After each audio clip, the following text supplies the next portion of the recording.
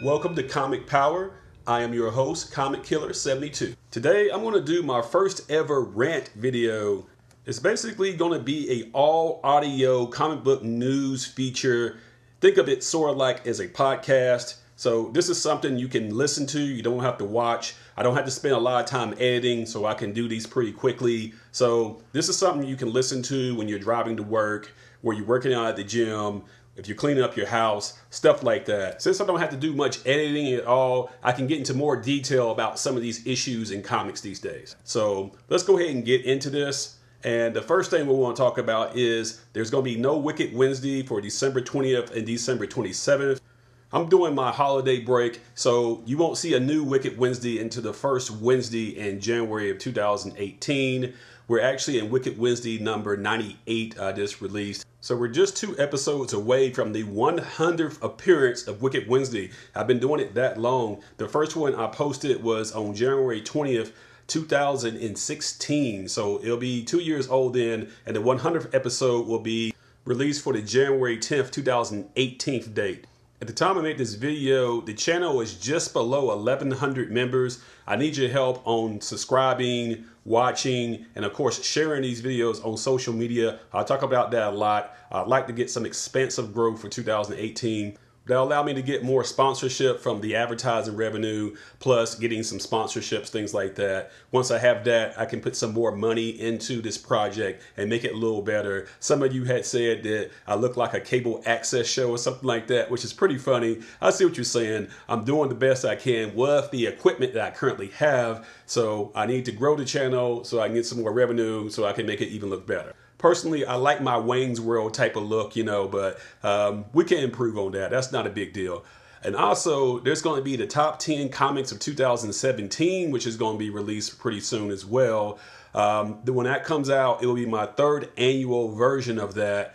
In 2015, the best comic of the year I thought was Divinity #1 from Valiant Comics. And in 2016, my favorite comic of the year was The Fix #1 from Image Comics. If you're a long-term subscriber, then my top 10 comics may not be that much a surprise to you, because the ones I'm going to list are books I've been talking about all year. And I can go ahead and tell you right now that indies are going to dominate the list once again, especially Image. Think about it though. The people that bring their stuff to Image, they own that material. They own all the rights to the media. It's their baby. They're going to try to do the best they can without any outside editorial pressure on what they should do with these stories, what they should do with these characters. And in terms of Marvel, you could have a character you want to kill, which makes sense for the story arc. But of course, the editorial mandate will be, you can't kill that character. The movie's coming out, or we got a toy line we're dropping, or whatever type of interference you're gonna get like that. Sometimes you can't write the story you really want to write. You want to write the story they tell you to write. But in Image, you own it. They distribute it. You can do basically where the hell you want. Image has a book called Bitch Planet by Kelly Sue DeConnick, which is basically feminist sci-fi. It has the term bitch in the title.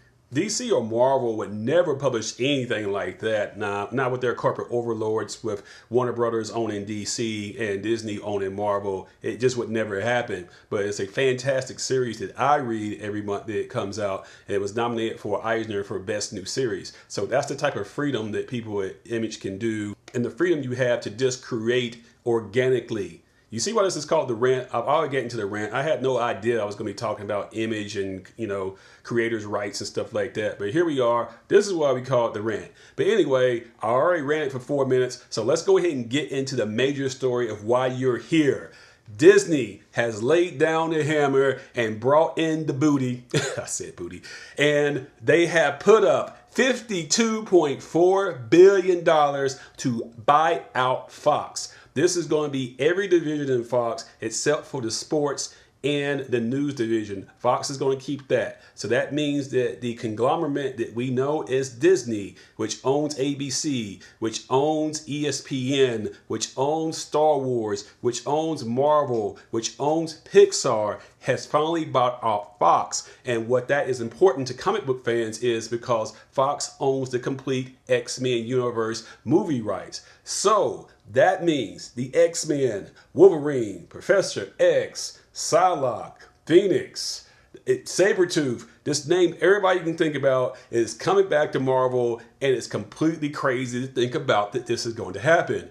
If you're a member of the current cast on the X-Men, you should be shaking in your boots because they did not choose you. Marvel under DC may decide to, redesign or recast all of these actors. For example, they just came out with a new look of what the Phoenix is going to look like for a future Dark Phoenix movie that Fox was in development, with Sophie Turner obviously playing Jean Grey, aka the Phoenix.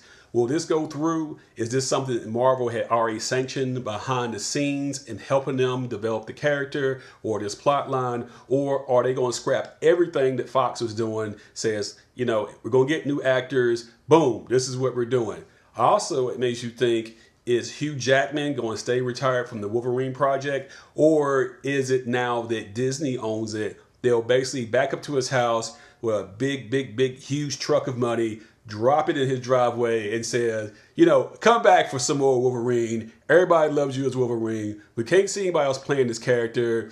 We'll give you Disney money. Wherever Fox gave you, we'll double it. You can't stay dead after Logan. Everyone loves you as Wolverine. Go ahead and come back. I could imagine Hugh Jackman coming back and reprising his Wolverine character. And think about it, though. Wolverine fighting the Hulk. Just like in Hulk 180 through 182, when he was first introduced back in 1974. Can you imagine that in live action? I'm having a nerdgasm right now. I think I think I would completely pass out and faint, and my wife had to pick me off the floor. So basically, it's some really crazy stuff to think about what can happen right now. On a side note, there's some stuff that's been produced out there that shows that The Simpsons, which always predict the future, predicted that Walt Disney would buy out Fox. Is there something they know? Are they a member of the Illuminati and they already planned all this stuff in advance?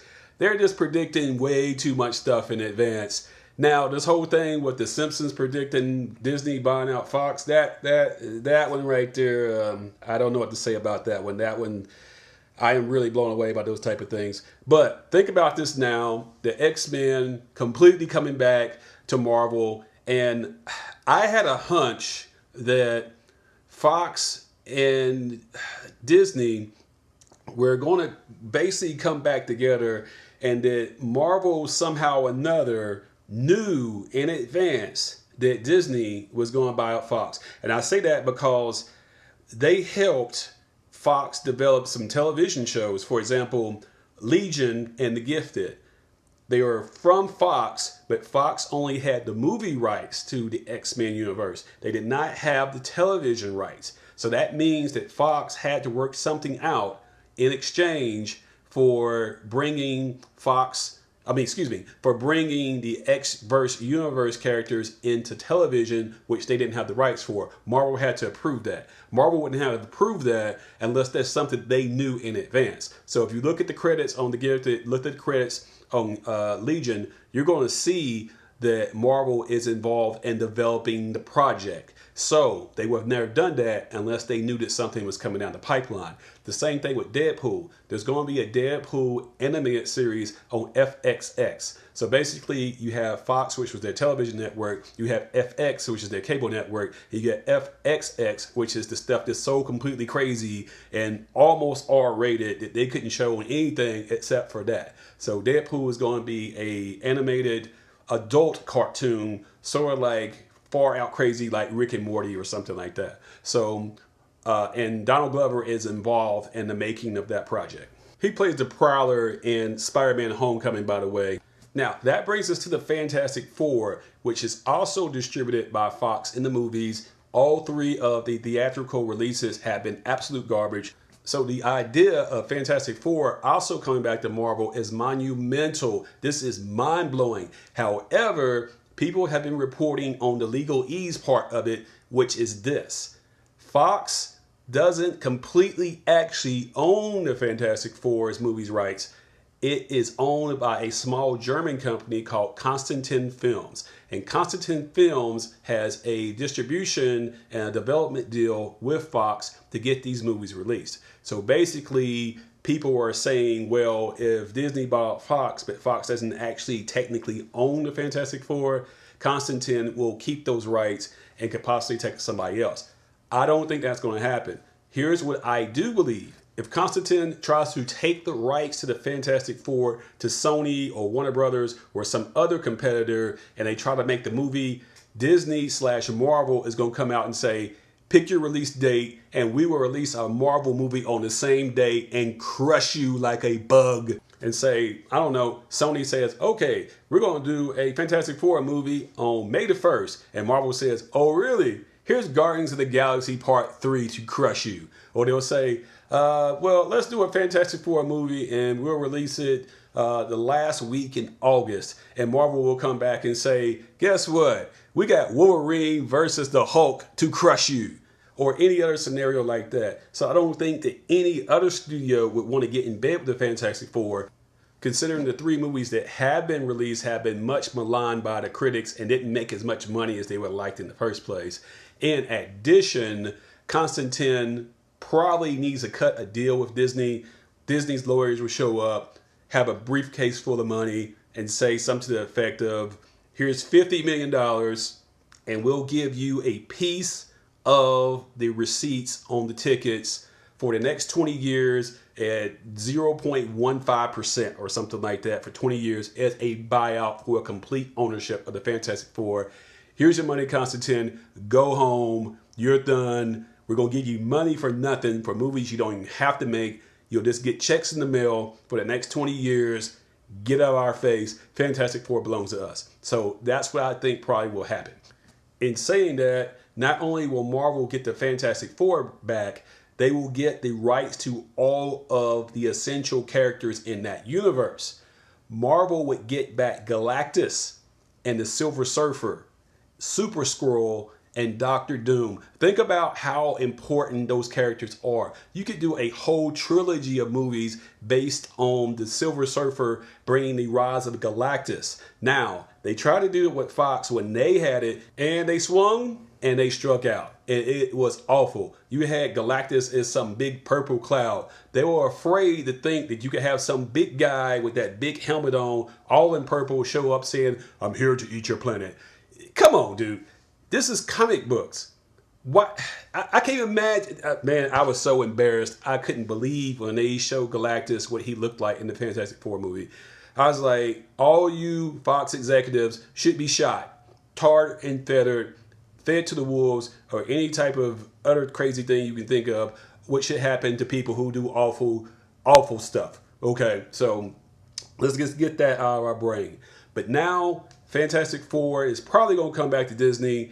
And the thing that we need to remember through all of this, Fantastic Four, X-Men, etc., is they have to sign all the paperwork, and then the FTC, the FCC couldn't get involved. The FTC is the Federal Trade Commission. The FCC is the Federal Communications Commission. Both of these government agencies are to ensure consumer protection. They want to make sure there's no monopolies, that type of thing. I talked about that before in another video about, is Disney going to become a monopoly since they own so many things? Will it stifle creativity? Will we see actually less movies because they're trying to do it under one house? But I don't think you have to worry about monopoly. There's still Universal Pictures, which is down with Comcast. They're still making movies. There's still Warner Brothers that owns the DC universe. They've been screwing that up big time, but that's another story in itself.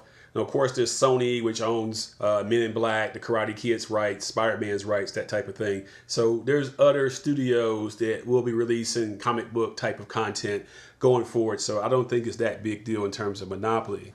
There also was people that were worried that there would be no more rated R comic book movies under Disney because we liked what was going on with Deadpool, and it was a hard R and it was outrageous. We love what was going on with Logan. Once again, a very strong R for the violent content. So some people think that Disney owning these properties now would basically make them PG-13. And Disney's not that stupid.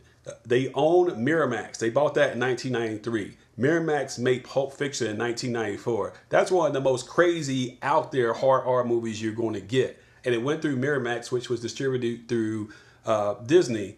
Disney owns Miramax. So Pulp Fiction technically is a Disney movie. And you think about how insane that movie was. So why would they have a division that where they do these type of R-rated movies and then get R-rated content like Deadpool, Logan, and the Deadpool spinoffs, Cable, X-Force, and try to make them PG-13? We already know that that doesn't work when you try to take R-rated material and stuff it into PG-13. For example, the Chronicles of Riddick, they tried to do a PG-13 and it sucked because it's R-rated material. And of course, what they tried to do with the first two Wolverine movies, excuse me. So Disney isn't that stupid. Don't worry about it. They'll have their own little pocket universe for Deadpool. Could he show up in the PG-13 X-Men movie? Yeah, he could, but he would not be the central character. He would be in it, crack a couple of jokes, whatever. But they would not want him in it much longer than that because he's going to overshadow the movie. He'll start breaking the fourth wall. He'll completely tear apart what's going on with the plot in the movie itself, making the movie a spoof of its own self when they're trying to do something serious. So Deadpool can't appear in a standard X-Men movie that long at all. It would have to be a cameo. He will be better off in his own little pocket universe where he joins the X-Force. And since Cable is a time traveler, they can go into all types of timelines and do all types of merc work all over the place in different eras, different timelines, etc. So when the Fox buyout is complete and they finally do Cable, I hope they keep Josh Brolin. They're so deep into it that people's mind is this is who is going to be Cable. So leave that alone. I got no problem with who they pick. At the end of the day, I would have picked somebody like John Cena, who's already big and swole. But if you're going to go with Josh Brolin, you've already showed him in the makeup. People's expectations is you're going to see him. Go ahead and keep him. So in saying that, I hope that Marvel wipes away all the continuity currently in the X-Men right now. So I don't know how that's going to work with the Dark Phoenix supposed to be coming. So we'll see what they do. But I think the continuity in terms of Apocalypse, stuff like that, needs to be wiped out. First of all, the look on Apocalypse was awful, which is a story within itself. But the fact that they use Apocalypse as a bad guy of the month type of thing was a terrible idea. He's not somebody you should be able to get rid of in one movie. He should be something like Thanos, where he's going to be over a long strand of movies and continuity. In addition, Cable's arch enemy is Apocalypse. They have this basically like a dog chasing his tail type of thing going around and around of them fighting each other through all these different timelines. So if you use Cable's arch enemy and then introduce Cable, and they've already killed his arch enemy in X-Men continuity from what we can see, then who is going to be Cable's big bad over his long story arc with the X-Force? It just proves that it was one long line of F-ups from Fox about how they handled the X-Men property. At the top of the list is probably going to be what they did with Rogue, with Anna Paquin playing Rogue. Love Anna Paquin as an actress. She was fantastic in True Blood, you know, as Sookie and all that. But as Rogue, she was way too wimpy. They made this character so weak and, oh, I don't want to use my powers and all this type of stuff. Oh, yeah. By the time you got to the X-Men Days of Future Past, she's so insignificant that she's in the final cut of the movie for like, 5 seconds at the very end? I mean, there's an extended cut that they didn't use, but it wasn't needed anyway because the character is like such a throwaway character that no one even cares anymore. Did the people at Fox not see the X-Men animated series from the early 90s? That is Rogue. That is how you depict Rogue. And I don't even want to talk about it anymore. Here's another piece of information that needs to be considered as well. We do know that Disney were going to pull all of their material off of Netflix, with the exception of the Defenders universe, which is under contract for some time to come. But Disney wants their own streaming service. And now here's a piece of information that's going to make you raise an eyebrow. Hulu. Hulu was a joint venture that's owned partially by all the big media companies. So Disney owned 30% of it, Fox owned 30% of it, Comcast owned 30% of it, and Time Warner owned somewhere around about 10% of it, making 100%. So if Fox is now a subsidiary of Disney, then that means that they would own 60% of Hulu. So they would be the majority owner instead of it being this ensemble type of thing. So doesn't it make sense that Disney would do some type of buyout with Comcast or Time Warner, to basically buy out their piece of Hulu and make that the streaming service, keep the name Hulu. They don't have to build anything from scratch. The infrastructure is already there and they would own it. So we don't know how much money Comcast or Time Warner would be willing to take to get out of it, because I think they like the idea of their programming being available on that streaming service, or they may try to go and get their own. However, they would have to compete against this big behemoth called Hulu, which always had been established in people's brains. So that part is going to be interesting as well. So basically, in a nutshell, Disney has bought out Fox for $52.4 billion. Disney will now own the X-Men universe, and more than likely the Fantastic Four, even though there's some legalese in there, they're going to get the Fantastic Four. Don't worry about it.